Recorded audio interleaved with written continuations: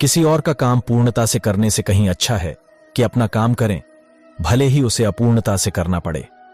मैं ही इस सृष्टि की रचना करता हूं, मैं ही इसका पालन पोषण करता हूं और मैं ही इस सृष्टि का विनाश करता हूं।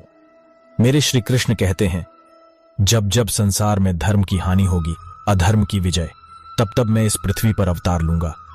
इस संसार में कुछ भी स्थायी नहीं है। संतुष्ट मन इस विश्व का सबसे बड़ा धन है।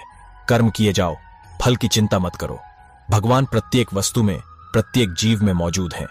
आत्मा अमर है, इसलिए मरने की चिंता मत करो। आत्मा का अंतिम लक्ष्य परमात्मा में मिल जाना होता है, इंसान नहीं। उसका मन किसी का दोस्त या दुश्मन होता है। बड़प्पन वह गुण है जो पद से नहीं, संस्कारों से प्राप्त होता है। व्यक्ति या जीव का कर्म ही उसके भाग्य का निर्माण करता है। वर्तमान परिस्थिति में जो तुम्हारा कर्तव्य है वही तुम्हारा धर्म है। मन बहुत चंचल है जो इंसान के दिल में उथल पुथल कर देता है। इस संसार में मूर्ख व्यक्ति, अधर्मी, अज्ञानी व नास्तिक प्रकृति का व्यक्ति मेरी शरण स्वीकार नहीं कर सकता। ज्ञानी व्यक्ति को कर्म के प्रतिफल की अपेक्षा कर रहे अज्ञानी व्यक्ति के दिमाग को अस्थिर नहीं करना चाहिए। अपने जीवन में कभी भी ना किसी को आनंद में वचन दे, न क्रोध में उत्तर दे और न ही दुख में कभी निर्णय ले। अमीर बनने के लिए एक एक क्षण संग्रह करना पड़ता है, किंतु अमर बनने के लिए एक एक कण बांटना पड़ता है। जिंदगी में सब कुछ खत्म होना जैसा कुछ भी नहीं होता। हमेशा एक नई शुरुआत हमारा इंतजार कर रही होती है।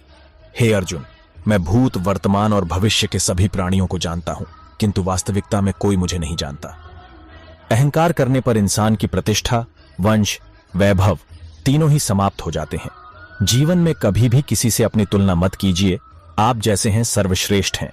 बुरे कर्म करने नहीं पड़ते हो जाते हैं और अच्छे कर्म होते नहीं करने पड़ते हैं। जो अपने मन पर नियंत्रण नहीं रखता वह स्वयं का शनैः शनैः शत्रु बनता जाता है।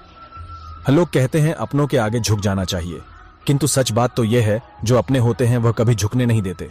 वह दिन मत दिखाना कान्हा कि हमें खुद पर गुरूर हो जाए। रखना अपने दिल में इस तरह की जीवन सफल हो जाए। वह जो सभी इच्छाएं त्याग देता है, मैं और मेरा की लालसा तथा भावना से मुक्त हो जाता है, उसे शांति प्राप्त होती है।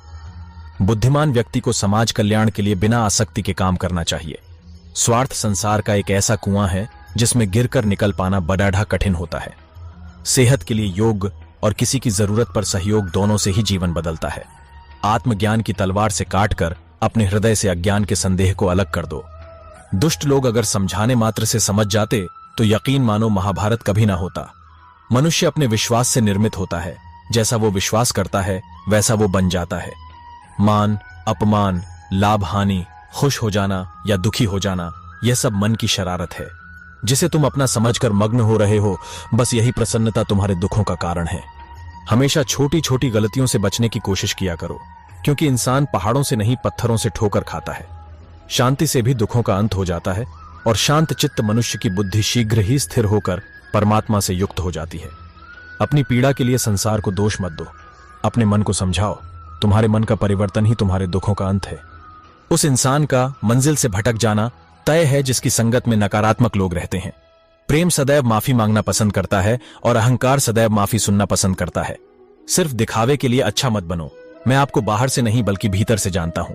जो इस लोक में अपने काम की सफलता की कामना रखते हैं वे देवताओं का पूजन करें। मेरे श्री कृष्ण कहते हैं, एक बार माफ करके अच्छे बन जाओ, पर दोबारा उसी इंसान पर भरोसा करके बेवकूफ कभी न बनो। इच्छा पूरी नहीं होती तो क्रोध बढ़ता है और इच्छा पूरी होती है तो लोभ बढ़ता है। इसलिए जीवन की हर स्थिति में धैर्य बनाए रखना। व्यक्ति जो चाहे बन सकता है यदि विश्वास के साथ इच्छित वस्तु पर लगातार चिंतन करें। शब्द उतने ही बाहर निकालने चाहिए जिन्हें वापस भी लेना पड़े तो खुद को तकलीफ न हो।